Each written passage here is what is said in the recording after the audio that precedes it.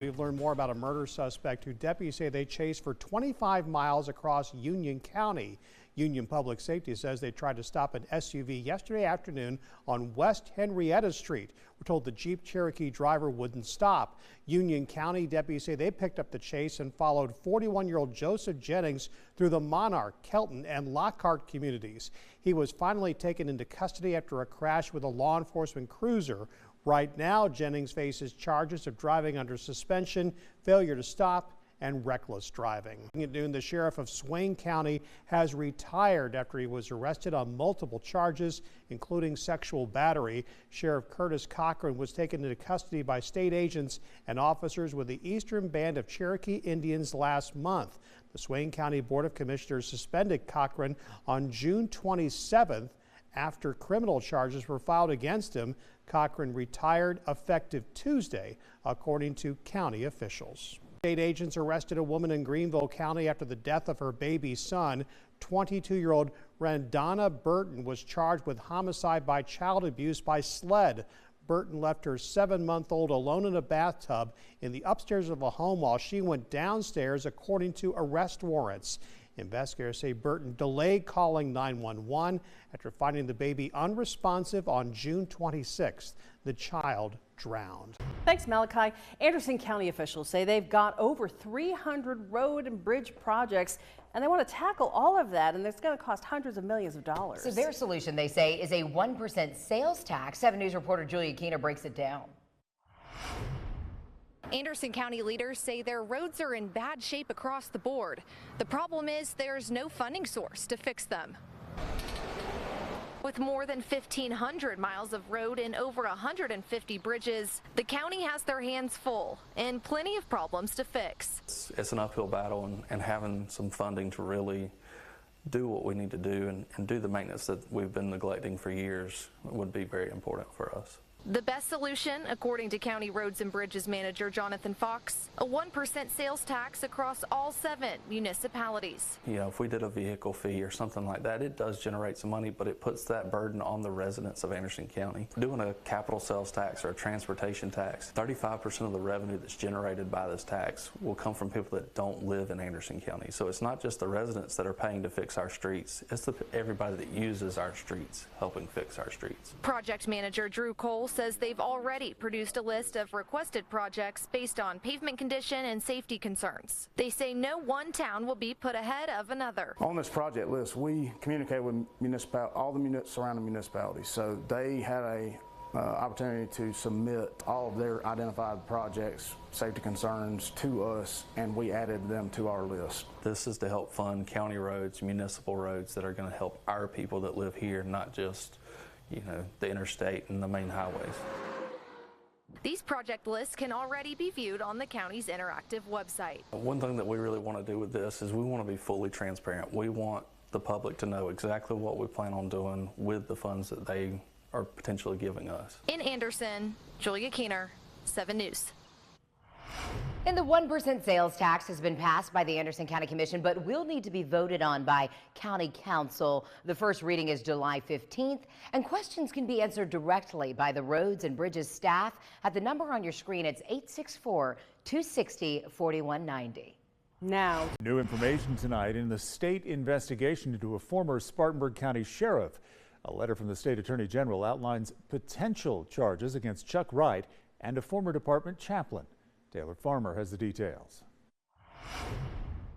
Former Spartanburg County Sheriff Chuck Wright and a former department chaplain are under a state law enforcement investigation with documents revealing new information.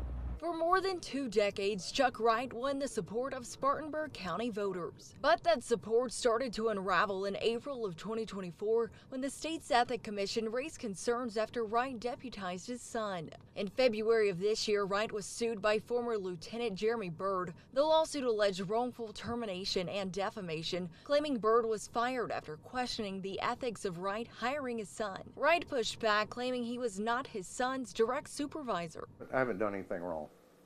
I certainly haven't done anything illegal. In November, Wright publicly praised what he called a successful Operation Rolling Thunder, an initiative that led to $100,000 in cash seizures and hundreds of pounds of illegal drugs. I've been told ever since I became sheriff, you'll never win the war on drugs.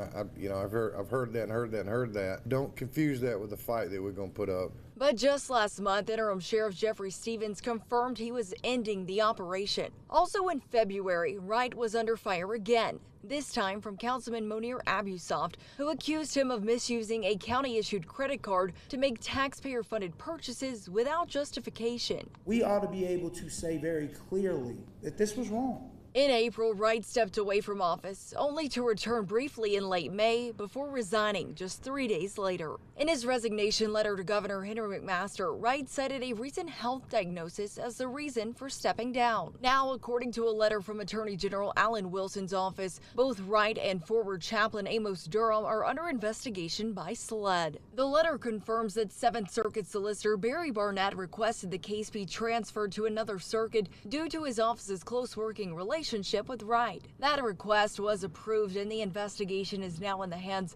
of 10th Circuit Solicitor Micah Black, who represents Oconee and Anderson counties. According to the letter, potential charges against Wright include misconduct in office, using his official position for financial gain, obtaining drugs or controlled substances by fraud or deceit, and breach of trust with fraudulent intent. Officials say Durham could also face a charge of breach of trust with fraudulent intent. In late May, attorney Frank Epps Jr. confirmed he's representing Durham. As of now, there's been no confirmation on who's representing Wright. In Spartanburg County, Taylor Farmer, 7 News. There are 9 candidates vying to take over the sheriff's office in a special election where the primary is August 5th. 6:10, summer is here and health experts are urging you to pay attention. In this week's Ask the Expert, 7 News' Julia Keener spoke with a cardiologist from Bon Secours about how summer heat can put extra stress on your heart and what you can do to stay safe.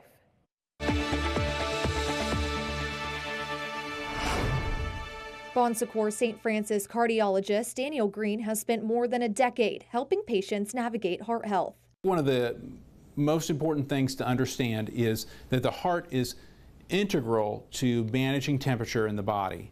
So blood vessels dilate and we sweat, and that helps cool the body. But as temperatures climb, Dr. Green says so does the risk to your heart. Whenever we see dramatic changes in temperature, like when we go from spring into summer and we start getting very hot and humid weather, this can be a stress on your circulatory system. The Centers for Disease Control warns that extreme heat can strain the heart and circulation, risk for dehydration, blood clots, and dangerous electrolyte imbalances.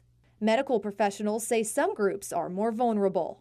Elderly folks and people with pre-existing heart conditions. There are also folks that take medications that can predispose you to either low blood pressure or dehydration. Doctors say some medications, including diuretics, can limit the body's ability to sweat, making it harder to cool down. To stay safe, experts recommend listening to your body, staying hydrated, and easing into outdoor activity as temperatures rise. Take small steps to acclimate yourself to the higher temperatures. So rather than going from a cool air-conditioned house out into 98-degree weather and doing something very vigorous, take some small steps in shorter time periods so your body can get used to the heat. While the heat can have an impact on anyone, doctors say it's important to remember that as you age, your body becomes less efficient at handling extreme conditions. If you take heart medication or have any concerns, talk to your doctor about how to stay safe this summer. For this week's Ask the Expert, I'm Julia Keener. Remember, you can submit a health topic for our Ask the Expert series. Just head over to our website, click the News tab, then Ask the Expert. 4th of July is just days away now, and many people are planning on shooting fireworks. The people over at Poor Paul's Fireworks in Spartanburg say safety should always be top of mind. They suggest keeping fireworks on a flat surface, having water nearby, and being mindful of your surroundings. There is a warning label on all the fireworks, so we do recommend that you read the warning labels. And then, of course, all fireworks are supposed to be outside, not inside. Poor Paul's Fireworks says they'll be open on the 4th until 11 p.m. And if you don't feel like setting them off yourself, we've got a full list of firework events online at WSPA.com.